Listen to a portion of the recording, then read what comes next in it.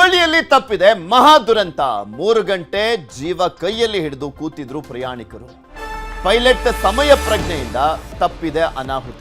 ಇತ್ತೀಚೆಗೆ ನೋಡ್ತಾ ಇದೀವಲ್ಲ ಯಾವ ರೀತಿಯಾಗಿ ಫ್ಲೈಟ್ ದುರಂತಗಳು ಸಂಭವಿಸ್ತಾ ಇದ್ದಾವೆ ಅಂತ. ಹುಬ್ಬಳ್ಳಿಯಲ್ಲೂ ಕೂಡ ಲ್ಯಾಂಡಿಂಗ್ ಸಮಸ್ಯೆಯಿಂದ ಅಲ್ಲಿ ಲ್ಯಾಂಡ್ ಮಾಡ್ಲಿಕ್ಕೆ ಆಗಿರಲಿಲ್ಲ ಫ್ಲೈಟ್ ಅನ್ನು. ಪೈಲಟ್ ಸಮಯ ಪ್ರಜ್ಞೆಯಿಂದ ಆ ಫ್ಲೈಟ್ನಲ್ಲಿ ಇದ್ದಂಥವರ ಜೀವ ಉಳಿದಿದೆ. ಹೈದರಾಬಾದ್ನಿಂದ ಹುಬ್ಬಳ್ಳಿಗೆ ಬರ್ತಾ ಇದ್ದಂಥ ಫ್ಲೈಟ್ ಅದು. ಏಕಾಏಕಿ ವೇಗದ ನಿಯಂತ್ರಣ ಕಳೆದುಕೊಂಡಿರುವಂಥದ್ದು ಫ್ಲೈಟ್ ಸೇಫ್ ಆಗಿ ಲ್ಯಾಂಡ್ ಮಾಡಲಿಕ್ಕೆ ಹರಸಾಹಸ ಪಟ್ಟಿದ್ದಾರೆ ಪೈಲಟ್. ಫ್ಲೈಟ್ ಅನ್ನ ಸೇಫ್ ಆಗಿ ಲ್ಯಾಂಡ್ ಮಾಡ್ಲಿಕ್ಕೆ ಆಗಿಲ್ಲ. 3 ಗಂಟೆ ತಡವಾಗಿ ಬೆಂಗಳೂರಿನಲ್ಲಿ ಲ್ಯಾಂಡಿಂಗ್ ಮಾಡಲಾಗಿದೆ. ಹುಬ್ಬಳ್ಳಿಯಲ್ಲಿ ಲ್ಯಾಂಡಿಂಗ್ ಆಗಬೇಕಾಗಿದ್ದಂತಹ ಫ್ಲೈಟ್ ನಂತರ 3 ಗಂಟೆ ತಡವಾಗಿ ಬೆಂಗಳೂರಿನಲ್ಲಿ ಲ್ಯಾಂಡಿಂಗ್ ಆಗಿರೋದು. ಫ್ಲೈ 91 ಏರ್ಲೈನ್ಸ್ ಫ್ಲೈಟ್ನಲ್ಲಿ ತಾಂತ್ರಿಕ ದೋಷ ಕಂಡು ಬಂದಿದೆ. ಸುಮಾರು 3 ಗಂಟೆಗಳ ಕಾಲ ದಾವಣಗೆರೆ ಶಿವಮೊಗ್ಗ ಸುತ್ತಮುತ್ತ ಸುತ್ತಾಡಿರುವಂಥದ್ದು. ಜೀವಂತ ಬರೋದು ಅನುಮಾನ ಅಂತ ಸಂಬಂಧಿಕರಿಗೆ ಸಂದೇಶವನ್ನ ಕಳಿಸಿದ್ರು. ಆ ಕುಟುಂಬದವರು ಅವರ ಸಂಬಂಧಿಕರಿಗೆ ಸಂದೇಶವನ್ನ ಕಳಿಸಿದ್ರು. ಸಂಜೆ 4:30ಕ್ಕೆ ಹುಬ್ಬಳ್ಳಿಯಲ್ಲಿ ಲ್ಯಾಂಡ್ ಆಗಬೇಕಾಗಿತ್ತು. ಸಂಜೆ 4:30ಕ್ಕೆ ಲ್ಯಾಂಡ್ ಆಗಬೇಕಾಗಿತ್ತು. ಆದರೆ ಲ್ಯಾಂಡ್ ಆಗಿದ್ದು ಹುಬ್ಬಳ್ಳಿಯಲ್ಲ 4:30ಕ್ಕೆ, ಸಂಜೆ 7:30ಕ್ಕೆ ಬೆಂಗಳೂರಿನಲ್ಲಿ ಸೇಫ್ ಆಗಿ ಲ್ಯಾಂಡಿಂಗ್ ಆಗಿದೆ. ಎಲ್ಲೋ ಒಂದ್ ಕಡೆ ಲ್ಯಾಂಡ್ ಆದ್ರಲ್ಲ, ಆ ಫ್ಲೈಟಿಗೆ ಏನೂ ಆಗಿಲ್ವಲ್ಲ. ಅದೃಷ್ಟ ಚೆನ್ನಾಗಿತ್ತು. ನಿಮಗೆ ತೋರಿಸ್ತಾ ಇದೀವಿ ನೋಡಿ ದೃಶ್ಯಾವಳಿಗಳನ್ನು. ಆ ಫ್ಲೈಟ್ನ ಒಳಗಿದ್ದಂಥವ್ರಿಗೆಲ್ರಿಗೂ ಕೂಡ ಆತಂಕ. ಲ್ಯಾಂಡಿಂಗ್ ಆಗದಿರುವಂಥ ಹಿನ್ನೆಲೆಯಲ್ಲಿ ಎಲ್ಲರೂ ಕೂಡ ಹತ್ಕೊಂಡೆಲ್ಲ ಅವರ ಕುಟುಂಬಸ್ಥರಿಗೆ ವಿಡಿಯೋಗಳನ್ನು ಕಳಿಸಿದ್ರು. ಫ್ಲೈಟಲ್ಲಿದ್ದಾಗ ಹೆಂಗೆ ಕಳ್ಸೋಕ್ಕಾಗತ್ತೆ ಅನ್ಕೊಬೋದು. ಸ್ವಲ್ಪ ಕೆಳಗಡೆ ಬಂದಾಗ ನೆಟ್ವರ್ಕ್ ಸಿಗುತ್ತೆ, ಅವಾಗ ಕಳಿಸಿದ್ದಾರೆ.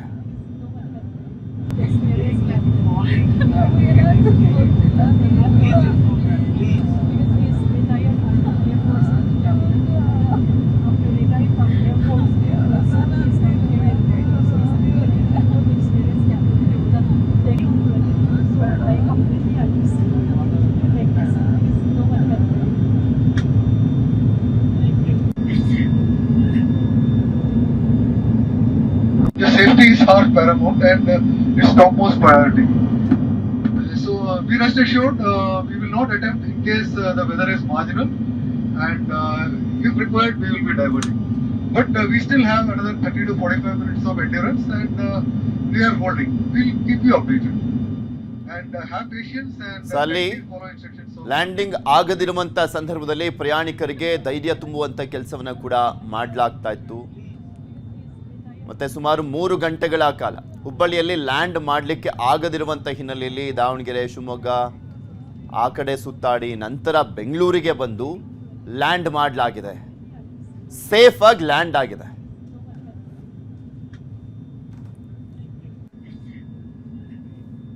ಇದ್ರ ಬಗ್ಗೆ ಇನ್ನಷ್ಟು ಮಾಹಿತಿಯನ್ನ ಕೊಡ್ತಾ ಹೋಗ್ತಾರೆ ನಮ್ಮ ಹುಬ್ಬಳ್ಳಿಯ ಪ್ರತಿನಿಧಿ ಡಾಕ್ಟರ್ ಶಿವರಾಮ ಸುಂಡಿ ನಮ್ಮ ಜೊತೆ ನೇರ ಸಂಪರ್ಕದಲ್ಲಿ ಜಾಯ್ನ್ ಆಗಿದ್ದಾರೆ. ಶಿವರಾಮ ಸುಂಡಿ, ಏನ್ ಟೆಕ್ನಿಕಲ್ ಪ್ರಾಬ್ಲಮ್ ಆಗಿತ್ತಂತೆ, ಮತ್ತೆ ಇಳಿದು ಬಂದಿರುವಂತ ಪ್ರಯಾಣಿಕರನ್ನ ಅಂದ್ರೆ ಅವ್ರು ಯಾವ ರೀತಿ ಆತಂಕವನ್ನ ವ್ಯಕ್ತಪಡಿಸಿದ್ರು, ಹೇಗಿತ್ತಂತೆ ಸಂದರ್ಭ?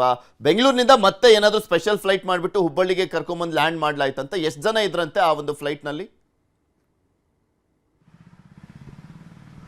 ಪೃಥ್ವಿರಾಜ್, ನಿಖರವಾಗಿ ಏನು ಯಾವ ಟೆಕ್ನಿಕಲ್ ಕಾರಣ ಅಂತೇಳಿ ನಿಖರವಾಗಿ ಗೊತ್ತಾಗಿಲ್ಲ. ನಂತರದಲ್ಲಿ ಯಾಕಂದರೆ ಈಗ ಏರ್ಪೋರ್ಟ್ ಅಥಾರಿಟಿ ಆಫ್ ಇಂಡಿಯಾ ಈ ಒಂದು ನಿಖರ ಮಾಹಿತಿ ಕೊಡಬೇಕಾಗಿದೆ ಮತ್ತು ಏನು ವಿಮಾನಯಾನ ಸಂಸ್ಥೆ ಅದನ್ನೊಂದು ನಿಖರವಾಗಿ ಹೇಳಬೇಕಾಗಿದೆ. ಈಗೇನಾದರೂ ಸುಮಾರು ಒಂದು 100 ಪ್ರಯಾಣಿಕರು ಈ ಒಂದು ಫ್ಲೈಟ್ನಲ್ಲಿದ್ದರು.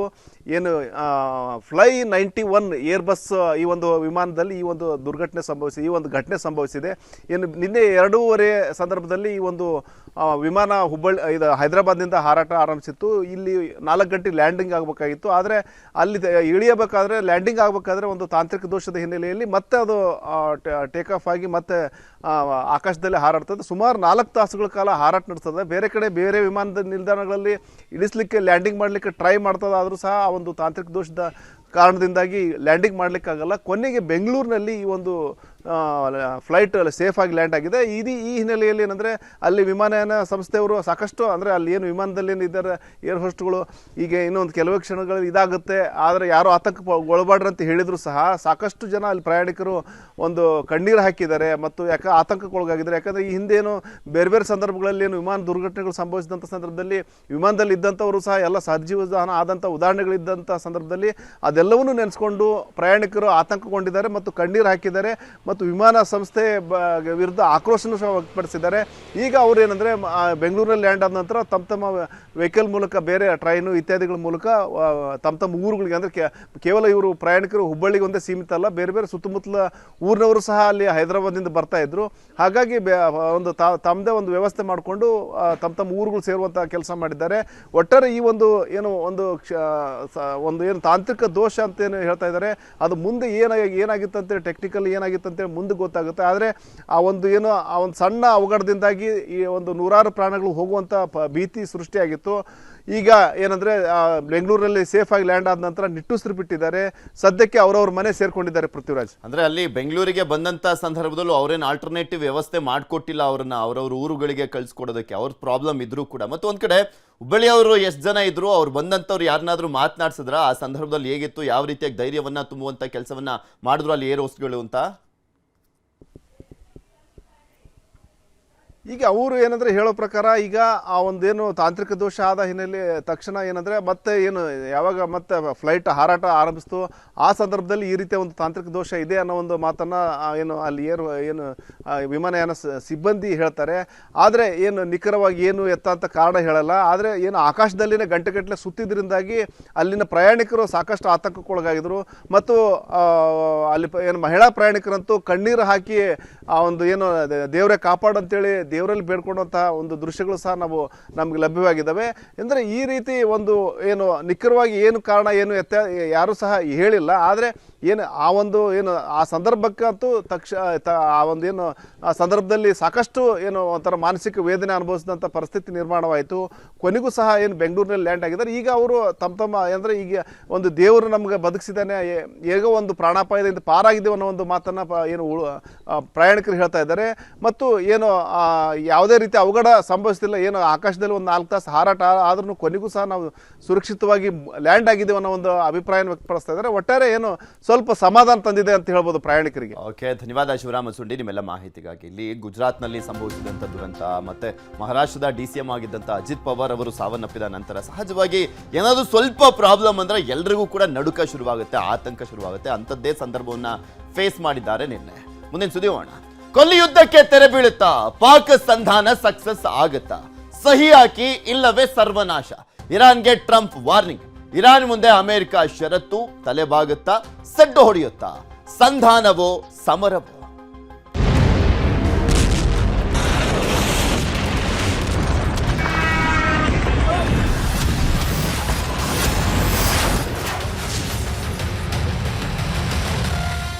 ಹದಿನೈದು ದಿನಗಳ ಕಾಲ ಕದನ ವಿರಾಮಕ್ಕೆ ಇನ್ನೊಂದು 2 ದಿನ ಅಷ್ಟೇ ಬಾಕಿ ಇರುವಂಥದ್ದು.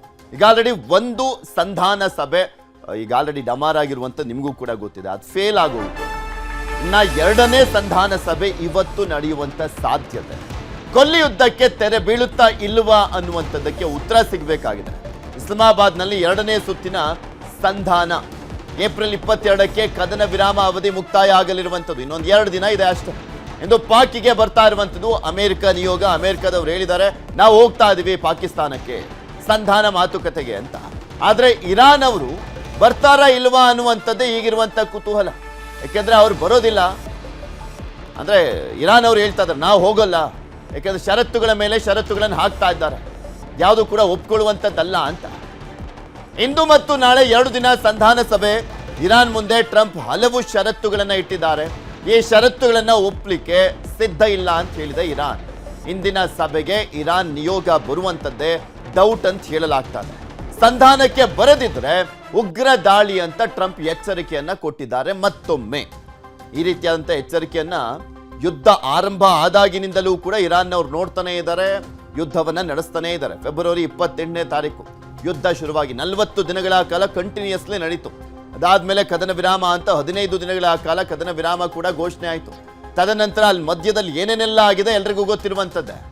ಇನ್ನು ಹರ್ಮುಜ್ ಜಲಸಂಧಿಯಲ್ಲಿ ಮತ್ತೆ ಉದ್ವಿಗ್ನದ ಪರಿಸ್ಥಿತಿ ಇದೆ. ಇರಾನ್ಗೆ ಸೇರಿದ ಹಡಗಿನ ಮೇಲೆ ದಾಳಿಯನ್ನ ಮಾಡಲಾಗಿದೆ. ಹರ್ಮುಜ್ ಜಲಸಂಧಿಯಲ್ಲಿ ಮತ್ತೆ ಉದ್ವಿಗ್ನ ಸ್ಥಿತಿ. ಇರಾನ್ ಅವ್ರು ದಾಳಿ ಮಾಡ್ತೀನಿ ಅಂತ ಎಚ್ಚರಿಕೆ ಕೊಡ್ತಾ ಇದ್ರಲ್ಲ, ಇರಾನ್ಗೆ ಸೇರಿದಂತ ಹಡಗಿನ ಮೇಲೇನೆ ದಾಳಿ ಆಗಿದೆ. ಅಮೆರಿಕದವ್ರು ದಾಳಿ ಮಾಡಿರೋದು.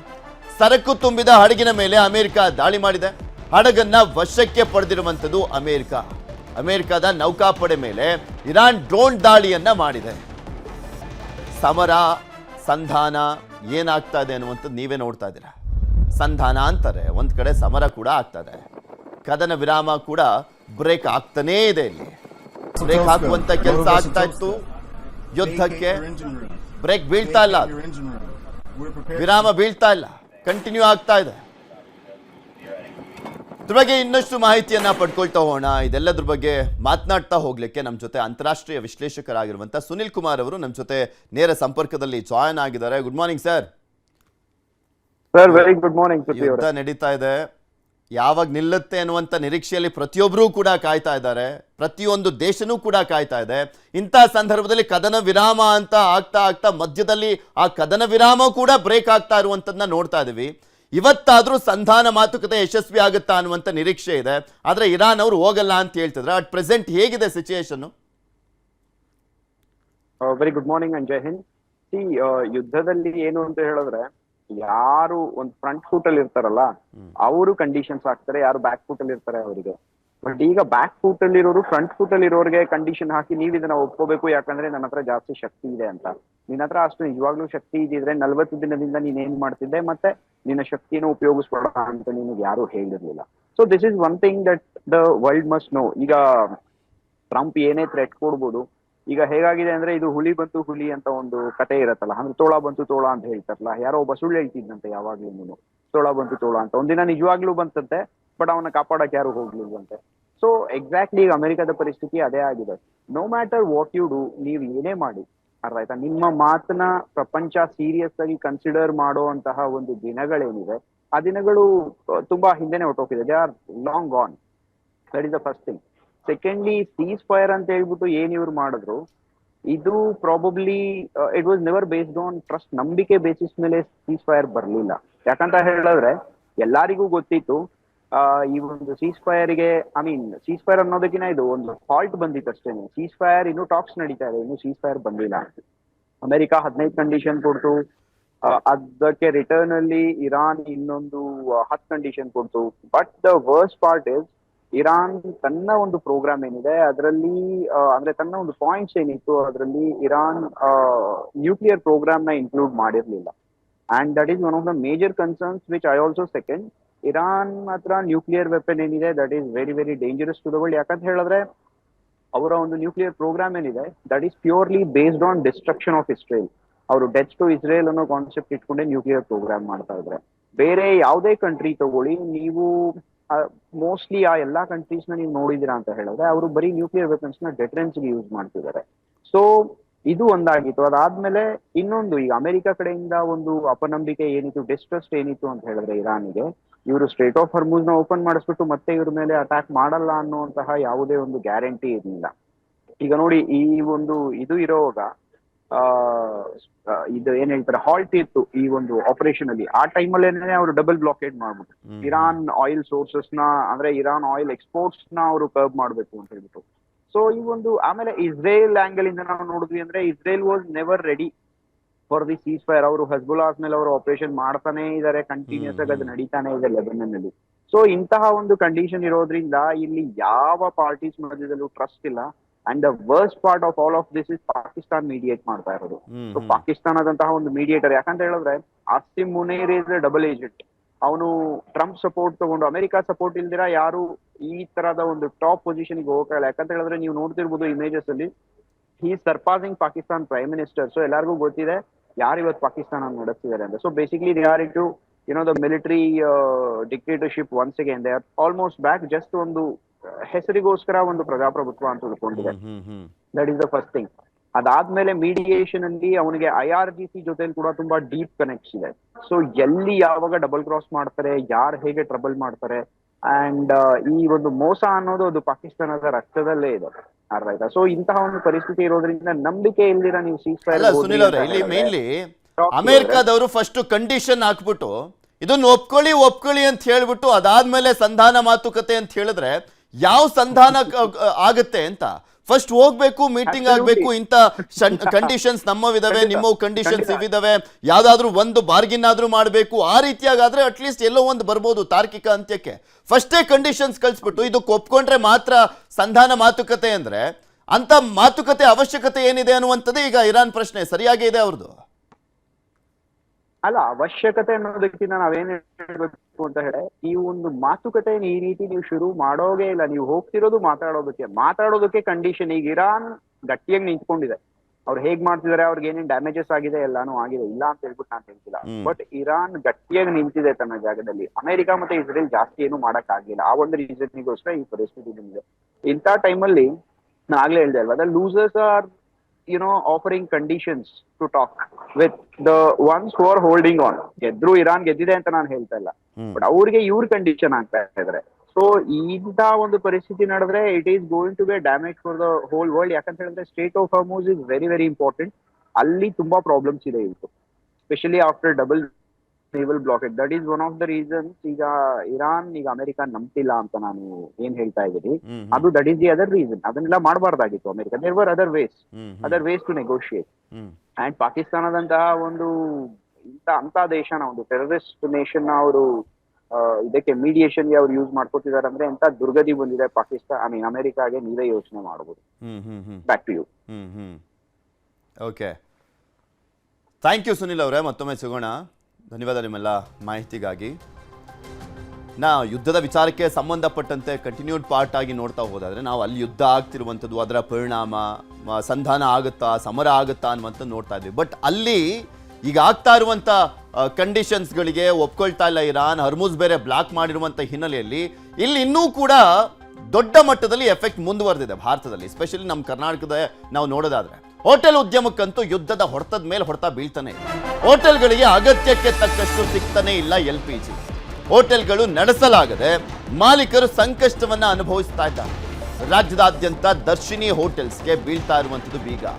ಈವರೆಗೂ 200ಕ್ಕೂ ಅಧಿಕ ದರ್ಶಿನಿಗಳಿಗೆ ಬೀಗ ಬಿದ್ದಿದೆ. ಕೊರೋನಾದ ಸಂದರ್ಭದಲ್ಲಿ ಹೇಗಿತ್ತು ಪರಿಸ್ಥಿತಿ ಹಂಗೆ ಆಗಿದೆ. ಅವಾಗ ಕಂಪ್ಲೀಟ್ ಆಗಿ ಅಂದ್ರೆ ಜನ ಬರ್ತಾ ಇರಲಿಲ್ಲ, ಎಲ್ಲ ಫೆಸಿಲಿಟಿ ಇತ್ತು. ಆದರೆ ಈಗ ಹೋಟೆಲ್ ನಡೆಸೋದಕ್ಕೆ ಆಗ್ತಾ ಇಲ್ಲ. ಜನ ಬಂದರೂ ಕೂಡ ಅವರಿಗೆ ಬೇಕಾದಂಥದ್ದನ್ನ ಕೊಡ್ಲಿಕ್ಕೆ ಆಗ್ತಾ ಇಲ್ಲ. ದೊಡ್ಡ ಹೋಟೆಲ್ಗಳಿಗೆ ಸಿಗ್ತಾ ಇರುವಂಥದ್ದು ಕಮರ್ಷಿಯಲ್ ಗ್ಯಾಸ್, ಆದರೆ ಚಿಕ್ಕ ಪುಟ್ಟ ಹೋಟೆಲ್ಗಳಿಗೆ ಸಿಗ್ತಾ ಇಲ್ಲ. ಪರ್ಯಾಯ ವ್ಯವಸ್ಥೆ ಮಾಡಿಕೊಂಡಿದ್ದಾರೆ ದೊಡ್ಡ ಹೋಟೆಲ್ನವರು.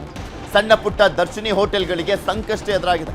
ಬೆಂಗಳೂರಿನಲ್ಲಿಯೇ ಸುಮಾರು 30ರಿಂದ 40 ಹೋಟೆಲ್ ಮಾರಾಟಕ್ಕಿದ್ದಾವೆ. ತಾತ್ಕಾಲಿಕವಾಗಿ 200 ಹೋಟೆಲ್ ದರ್ಶಿನಿಗಳು ಬಂದ್ ಆಗಿರುವಂಥದ್ದು. ಹೋಟೆಲ್ ಮಾಲೀಕರ ಸಂಘದ ಅಧ್ಯಕ್ಷ PC ರಾವ್ ಇದರ ಬಗ್ಗೆ ಮಾಹಿತಿಯನ್ನ ಕೊಟ್ಟರು, ಏನಾಗ್ತಾ ಇದೆ ಅನ್ನುವಂಥದ್ರ ಬಗ್ಗೆ. ಹೋಟೆಲ್ಗಳಿಗೆ ಇನ್ನೂ ಕೂಡ ಸಂಕಷ್ಟ ಇರುವಂಥ ವಿಚಾರಕ್ಕೆ ಸಂಬಂಧಪಟ್ಟಂತೆ ಬೆಂಗಳೂರು ಹೋಟೆಲ್ ಮಾಲೀಕರ ಸಂಘದ ಅಧ್ಯಕ್ಷ PC ರಾವ್ ಈ ಬಗ್ಗೆ ಮಾತನಾಡಿದ ನೋಡಿ. ಜೊತೆ ಹೋಟೆಲ್ ಮಾಲೀಕರ ಸಂಘದ ಅಧ್ಯಕ್ಷ ಅಂತ PC ರಾವ್ ಅವರು ಇದ್ದಾರೆ, ಅವ್ರನ್ನೇ ಮಾತಾಡ್ತಾ ಹೋಗೋಣ. ಸರ್, ಕಳೆದ 1 ತಿಂಗಳಿಂದ ಗ್ಯಾಸ್ ತೊಂದರೆ ಆಗ್ತಾ ಇದೆ ಯುದ್ಧದ ಕಾರಣಕ್ಕಾಗಿ. ಇಲ್ಲಿವರೆಗೂ ಎಷ್ಟು ಲಾಸ್ ಆಗಿದೆ ಸರ್? ಕೆಲವು ಹೋಟೆಲ್ಗಳು ಮತ್ತು ದರ್ಶಿನಿ ಎಲ್ಲ ಕ್ಲೋಸ್ ಆಗ್ತದೆ ಅಂತ, ಎಷ್ಟು ಸರ್? ಪ್ರಾರಂಭದಲ್ಲಿ ನಮಗೆ ಗ್ಯಾಸ್ ಸಂಪೂರ್ಣ ನಿಂತಾಗ ನಾವು ಬಹಳಷ್ಟು ಹೋಟೆಲ್ಗಳು ಮುಚ್ಚಬೇಕಾಯಿತು. ಮೆನುವನ್ನು ಕಡಿತ ಮಾಡಿದ್ರು, ಅದಲ್ಲದೆ ಸಮಯದ ಅವಧಿಯನ್ನು ಕಡಿತ ಮಾಡಿದ್ರು. ಅದರ ಜೊತೆಗೆ ನಮಗೆ ಪ್ರವಾಸಿಗರ ಸಂಖ್ಯೆನೂ ಕಡಿಮೆ ಆಗಿರುವುದರಿಂದ ಅಂದಾಜು ಕಳೆದ 40 ದಿವಸಗಳಲ್ಲಿ ನಮ್ಮ ಉದ್ಯಮಕ್ಕೆ 1,000 ಕೋಟಿಯಷ್ಟು ವ್ಯವಹಾರ ನಷ್ಟವಾಗಿದೆ. ಈಗ ಸ್ವಲ್ಪ ಮಟ್ಟಿಗೆ ಚಿಗುರಿಸ್ತಾ ಇದೆ. ಬಹಳಷ್ಟು ಹೋಟೆಲ್ಗಳಿಗೆ 50% ಗ್ಯಾಸ್ ಬರ್ತಾ ಇದೆ. ಬಟ್ ಪರ್ಮನೆಂಟ್ ಆಗಿ ಹೋಟೆಲ್ಗಳು ದರ್ಶಿನಿ ಬಂದಾಗಿದ್ದಾವೆ ಅಂತ ಹೇಳಿ ಕೇಳ್ಪಟ್ಟೆ. ಎಷ್ಟು ಸರ್, ಎಷ್ಟು ಪ್ರಮಾಣ? ಕೆಲವೊಂದು ಹೋಟೆಲ್, ಸಣ್ಣ ಪುಟ್ಟ ಮತ್ತು ಮಧ್ಯಮ ಹೋಟೆಲ್ಗಳಿಗೆ ಇನ್ನೂ ಕೂಡ ಗ್ಯಾಸ್ ಸರಬರಾಜು ಸರಿಯಾಗಿ ಆಗದ ಕಾರಣ ಅನಿವಾರ್ಯ ಅವರಿಗೆ ಹೋಟೆಲ್ ತೆರೀಲಿಕ್ಕೆ ಸಾಧ್ಯವಾಗದಂಥ ಪರಿಸ್ಥಿತಿಯಲ್ಲಿದ್ದಾರೆ. ಪ್ರೈವೇಟ್ ಗ್ಯಾಸ್ಗಳಿಗೆ 5,000ದಿಂದ 5,600 ರೂಪಾಯಿ ಕೊಟ್ಟು ವ್ಯಾಪಾರ ಮಾಡಲು ಕಷ್ಟದಲ್ಲಿದ್ದಾರೆ. ಆದುದರಿಂದ ಇನ್ನೂ ತೆರೆಯದೆ ವ್ಯಾಪಾರಕ್ಕೆ ಇಟ್ಟಿದ್ದಾರೆ, ಫಾರ್ ಸೇಲ್ ಅಂತ ಇಟ್ಟಿದ್ದಾರೆ. ಕೆಲವೊಂದು ಹೋಟೆಲ್ಗಳು, ಸಣ್ಣ ಪುಟ್ಟ ಹೋಟೆಲ್ಗಳು ಬೇಕರಿಯಾಗಿ ಪರಿವರ್ತನೆ ಆಗಿರಬಹುದು. ಆದರೂ ಸೇಲ್ ಆಗ್ಲಿಕ್ಕೂ ಈ ಸಂದರ್ಭದಲ್ಲಿ ಸ್ವಲ್ಪ ಕಷ್ಟ ಇದೆ. ಕೆಲವು ದೊಡ್ಡ ಹೋಟೆಲ್ನವರು ಕೂಡ ಬೇಡ ಈ ಬಿಸ್ನೆಸ್ ನಮ್ಮ ಕೈಲಿ ಆಗ್ತಾ ಇಲ್ಲ ಅಂತೇಳಿ ಸೇಲ್ ಮಾಡ್ಲಿಕ್ಕೂ ಮುಂದಾಗ್ತಾ ಇದಾರೆ ಅಂತ. ಹೌದಾ ಸರ್? ಕೆಲವೊಂದು ಹೋಟೆಲ್ಗಳು ಮಾರಾಟಕ್ಕೆ ರೆಡಿ ಇದೆ. ಎಷ್ಟು ಪ್ರಮಾಣ? ಕೆಲವು ಕಾರಣದ ಅದು ಇವಾಗ ನನ್ನ ಲೆಕ್ಕ ಪ್ರಕಾರ ಸುಮಾರು 30ರಿಂದ 35 ಹೋಟೆಲ್ಗಳು ಮಾರಾಟಕ್ಕೆ ಬೆಂಗಳೂರಿನಲ್ಲಿ ರೆಡಿ ಇದೆ. ಅದು ಕೆಲವೊಂದು ಬೇರೆ ಬೇರೆ ಕಾರಣಗಳಿಗೆ, ಕರೆಂಟ್ ಬಿಲ್ ಜಾಸ್ತಿ ಆಗಿದೆ, ವ್ಯಾಪಾರ ಕುಂಠಿತವಾಗಿದೆ, ಅದರ ಜೊತೆ ಇತರ ಖರ್ಚು ವೆಚ್ಚಗಳು ಜಾಸ್ತಿ ಆಗಿದೆ, ಬಿಲ್ಡಿಂಗ್ ಬಾಡಿಗಳಿಗೆ ಜಾಸ್ತಿ ಆಗಿದೆ, ಕಾರ್ಮಿಕರ ಸಂಬಳ ಜಾಸ್ತಿ ಆಗ್ತಾ ಇದೆ. ಇವೆಲ್ಲವೂ ಸೇರಿ ವ್ಯಾಪಾರ ಒಂದು ಕಡೆ ಕಡಿಮೆ ಆಗುವುದರಿಂದ ಅವು ಮಾರಾಟಕ್ಕೆ ಇರುತ್ತದೆ. ಅದನ್ನು ನೋಡಬೇಕು, ಅದಕ್ಕೂ ಖರೀದಿ ಮಾಡುವವರು ಬರಬೇಕು. ಕೆಲವು veg hotel non veg hotel ಆಗಿ ಪರಿವರ್ತಿಸಬಹುದು. ಕೆಲವೊಂದು ಹೋಟೆಲ್ಗಳು ಹಂಗೆ ಸಂಪೂರ್ಣ ಮುಚ್ಚಿ ಆಫೀಸ್ ಆಗಿ ಪರಿವರ್ತನೆ ಮಾಡ್ಲಿಕ್ಕೂ ಕೂಡ ಮುಂದಾಗ್ತಿರೋರು ಅಂದ್ರೆ ಹೆಚ್ಚಿನ ಸಂಖ್ಯೆಯಲ್ಲಿ ಬರ್ತಾ ಇದಾರ? ಇಲ್ಲ, ಬಹಳ ಹಿಂದೆ ಇದ್ದಾರೆ ಖರೀದಿ ಮಾಡುವವರು. ಹೋಟೆಲ್ಗಳು ಎಷ್ಟು ಸೇಲ್ ಮಾಡ್ಲಿಕ್ಕಿದ್ದಷ್ಟು ಖರೀದಿ ಮಾಡುವವರು ಇಲ್ಲ. ಯಾಕೆಂದ್ರೆ ಅದರ ಸ್ಥಳ, ವ್ಯಾಪಾರ ನಡೆಯುವಂತ ಸ್ಥಳ, ಇದನ್ನೆಲ್ಲ ನೋಡಿ ಖರೀದಿ ಮಾಡುವವರು ಮುಂದೆ ಬರ್ತಾರೆ. ಹೀಗೆ ಮುಂದುವರೆದ್ರೆ ನೀವು ಸರ್ಕಾರಕ್ಕೆ ಏನ್ ಮನವಿ ಮಾಡ್ಕೋತೀರಿ ಸರ್? ಕೇಂದ್ರ ಸರ್ಕಾರ, ರಾಜ್ಯ ಸರ್ಕಾರ? ಖಂಡಿತ ಈಗಾಗಲೇ ಯುದ್ಧ ಸಂಪೂರ್ಣ ನಿಂತಿಲ್ಲ. ಸಂಧಾನ ಬಾರಿ, 2ನೇ ಬಾರಿ ನಡೆಯಬೇಕು, 1ನೇ ಬಾರಿ ವಿಫಲ ಆಗಿದೆ. ಯುದ್ಧ ನಿಂತರೂ ಕೂಡ ಕನಿಷ್ಠ 1 ರಿಂದ 2 ವರ್ಷ ನಮಗೆ ಸಮರ್ಪಕವಾದ LPG ಸಿಗಬೇಕಾಗಿದೆ, ಸಮರ್ಪಕವಾದ ಸಮಯ ಬೇಕಾಗ್ತದೆ.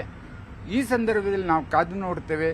ಯಾವುದೇ ರೀತಿಯಲ್ಲಿ ಯುದ್ಧ ಅಥವಾ LPG ಸಿಲಿಂಡರ್ಗಳು ಸರಬರಾಜು ಸಮರ್ಪಕವಾಗಿ ಆಗದೇ ಇದ್ರೆ ವಿದ್ಯುತ್ ಬೆಲೆಯನ್ನು ಕಡಿಮೆ ಮಾಡಬೇಕು, ನಮ್ಮ ಪ್ರಾಪರ್ಟಿ ಟ್ಯಾಕ್ಸ್ ಅನ್ನು ಕಡಿಮೆ ಮಾಡಬೇಕು ಅಂತ ಸರ್ಕಾರಕ್ಕೆ ಮನವಿ ಹಾಕ್ತೇವೆ. ಒಟ್ಟಿನಲ್ಲಿ ಹೋಟೆಲ್ ಸಂಕಷ್ಟದ ಹಿನ್ನೆಲೆಯಲ್ಲಿ ಜನಸಾಮಾನ್ಯರ ಮೇಲೂ ಕೂಡ ಹೊಡೆತ ಬೀಳೋದು ಗ್ಯಾರಂಟಿ. ಕ್ಯಾಮರಾ ಪರ್ಸನ್ ವಿಶ್ವನಾಥ್ ಜೊತೆ ಶರಣು ಹಂಪಿ, ನ್ಯೂಸ್ 18. ಇದೆಲ್ಲದ್ರ ಬಗ್ಗೆ ಮತ್ತಷ್ಟು ಮಾಹಿತಿಯನ್ನ ಕೊಡ್ತಾ ಹೋಗ್ತಾರೆ ನಮ್ಮ ಪ್ರತಿನಿಧಿ ಶರಣು ಹಂಪಿ. ನಮ್ಮ ಜೊತೆ ನೇರ ಸಂಪರ್ಕದಲ್ಲಿದ್ದಾರೆ. ಶರಣು ಹಂಪಿ, ಇನ್ನೂ ಕೂಡ ಪೇಷಂಟ್ ICU ಇರುವಂತಹ ಪರಿಸ್ಥಿತಿಯನ್ನೇ ಹೋಟೆಲ್ನವರು ಫೇಸ್ ಮಾಡ್ತಾ ಇರುವಂತದ್ದು.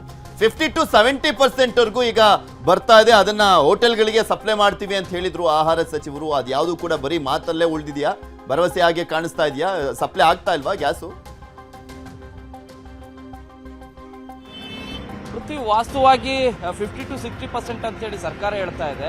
ಆದರೆ ವಾಸ್ತವವಾಗಿ ಆಗ್ತಾ ಇರೋದು ಕೇವಲ 30 ರಿಂದ 40% ಮಾತ್ರ. ಅದು ದೊಡ್ಡ ದೊಡ್ಡ ಹೋಟೆಲ್ಗಳಿಗೆ. ಈಗ ನಾನು ಹಿಂಭಾಗದಲ್ಲಿ ತೋರಿಸ್ತಿರುವಂಥ ದೃಶ್ಯ ನೋಡ್ತಾ ಇದ್ರೆ ಈ ರೀತಿ ಸಾಕಷ್ಟು ದರ್ಶನಿಗಳು ಅಂದ್ರೆ ಚಿಕ್ಕ ಪುಟ್ಟ ಹೋಟೆಲ್ಗಳೇನಿರ್ತವೆ ಇವುಗಳಿಗೆ ಕಮರ್ಷಿಯಲ್ ಗ್ಯಾಸ್ ಅನ್ನ ಸಪ್ಲೈನೇ ಮಾಡ್ಲಿಕ್ಕೆ ಆಗ್ತಾ ಇಲ್ಲ. ಯಾಕಂದ್ರೆ ಇವರೆಲ್ಲರೂ ಕೂಡ ಮೊದಲೇ ನೋಂದಣಿ ಮಾಡ್ಕೋಬೇಕಾಗತ್ತೆ. ನೋಂದಣಿ ಮಾಡ್ಕೊಳೋದಿಲ್ಲ ಮತ್ತು ಸಬ್ ಡೀಲರ್ಗಳ ಮೂಲಕ ಇವರು ಕಮರ್ಷಿಯಲ್ ಗ್ಯಾಸ್ ಅನ್ನ ತೆಗೆದುಕೊಳ್ತಾ ಇದ್ರು, ದಿನಕ್ಕೆ 1 ಅಥವಾ 2 ಅನ್ನೋ ರೀತಿಯಾಗಿ. ಈಗ ಅವ್ರಿಗೆ ಯಾರಿಗೂ ಕೂಡ ಕಮರ್ಷಿಯಲ್ ಗ್ಯಾಸ್ ಸಿಗ್ತಾ ಇಲ್ಲ. ಈ ಕಾರಣಕ್ಕೆ ಬಹಳಷ್ಟು ತೊಂದರೆ ಆಗ್ತಾ ಇದೆ. ಅದರಲ್ಲೂ ಬೆಂಗಳೂರಲ್ಲಿ 40ಕ್ಕೂ ಹೆಚ್ಚು ಹೋಟೆಲ್ಗಳು ದರ್ಶನಿಗಳಿದ್ದಾವೆ, ಇವೆಲ್ಲವೂ ಕೂಡ ಕ್ಲೋಸ್ ಆಗಿದ್ದಾವೆ. ಇದರ ಜೊತೆಗೆ ಸಾಕಷ್ಟು ಹೋಟೆಲ್ಗಳು ತಾತ್ಕಾಲಿಕವಾಗಿ ಕ್ಲೋಸ್ ಮಾಡಿರುವಂತಹ ದೃಶ್ಯಗಳು ಕೂಡ ಕಂಡು ಬರ್ತಾ ಇದಾವೆ. ಇದು 200 ರಿಂದ 500 ವರೆಗೂ ಕೂಡ ಇದೆ. ಕಮರ್ಷಿಯಲ್ ಗ್ಯಾಸ್ ಪೂರೈಕೆ ಮಾಡ್ತಾ ಇದೀವಿ ಅಂತೇಳಿ ಸರ್ಕಾರ ಹೇಳ್ತಾ ಇದೆ. ಅದು ಕೇಂದ್ರ ಸರ್ಕಾರ ಇರ್ಬೋದು, ರಾಜ್ಯ ಸರ್ಕಾರ ಇರ್ಬೋದು, ಆದ್ರೆ ವಾಸ್ತವವಾಗಿ ಬರ್ತಾ ಇಲ್ಲ. ಇನ್ನು ನಿಮ್ಮ ಪ್ರೈವೇಟ್ ಕಂಪನಿಗಳು ಅತಿ ಹೆಚ್ಚಿನ ದರದಲ್ಲಿ ಮಾರಾಟ ಮಾಡ್ತಾ ಇದ್ದಾರೆ. ಈ ಹೆಚ್ಚಿನ ದರದಲ್ಲಿ ಕೊಂಡುಕೊಂಡು ನಾವು ಹೋಟೆಲ್ ಅನ್ನ ನಡೆಸಲಿಕ್ಕೆ ಆಗೋದಿಲ್ಲ. ಮತ್ತು ಈಗಾಗಲೇ ಹೋಟೆಲ್ ಅಲ್ಲೂ ಕೂಡ ಹೆಚ್ಚಿನ ದರವನ್ನು ಕೂಡ ನಿಗದಿ ಮಾಡಿದ್ದಾರೆ. ಆಯಾ ಹೋಟೆಲ್ಗಳು ಸಂಬಂಧಿಸಿದಂತೆ ಹೇಗೆ ದರವನ್ನು ಹೆಚ್ಚಳ ಮಾಡಬೇಕು ಆ ಕುರಿತು ಕೂಡ ಅವರು ನಿರ್ಧಾರವನ್ನು ಮಾಡಿದ್ದಾರೆ. ಈ ಹಿನ್ನೆಲೆಯಲ್ಲಿ ಹೋಟೆಲ್ ಸಂಕಷ್ಟ ಮುಂದುವರಿತಾ ಇದೆ. ಇದರ ಎಫೆಕ್ಟ್ ಜನಸಾಮಾನ್ಯರ ಮೇಲೆ ಅಂದ್ರೆ ಗ್ರಾಹಕರು ಯಾರಿದ್ದಾರೆ ಅವರ ಮೇಲೇನೂ ಕೂಡ ಮುಂದುವರಿತಾ ಇದೆ. ಈಗ ಯುದ್ಧದ ಸಂಧಾನದ ಮಾತುಕತೆ ನಡೀತಾ ಇದಾವೆ, ಬಟ್ ಅವು ಯಾವ ಕೂಡ ಸಮರ್ಪಕವಾಗಿ ಆಗ್ತಾ ಇಲ್ಲ. ಇದೇ ರೀತಿಯಾದಂತಹ ಪರಿಸ್ಥಿತಿ ಮುಂದುವರೆದ್ರೆ ನಿಜವಾಗ್ಲೂ ಹೋಟೆಲ್ ಉದ್ಯಮ ಇನ್ನೂ ಕೂಡ ಸಂಕಷ್ಟಕ್ಕೀಡಾಗೋದ್ರಲ್ಲಿ 2 ಮಾತಿಲ್ಲ. ಪೃಥ್ವಿ. ಓಕೆ, ಧನ್ಯವಾದ ಶರಣು ಹಂಪಿ ನಿಮ್ಮೆಲ್ಲ ಮಾಹಿತಿಗಾಗಿ. ಮತ್ತಷ್ಟು ವ್ಯವಸ್ಥೆ, ರೋಗಿಗಳ ಪರದಾಟ, ನೀರಿಲ್ಲ, ಫ್ಯಾನ್ ಇಲ್ಲ, ಸೊಳ್ಳೆಗಳ ಕಾಟ, ಬಿರು ಬೇಸಿಗೆಯಲ್ಲಿ ರೋಗಿಗಳ ಸಂಕಷ್ಟ, ಕಿಮ್ಸ್ ಕರ್ಮಕಾಂಡ.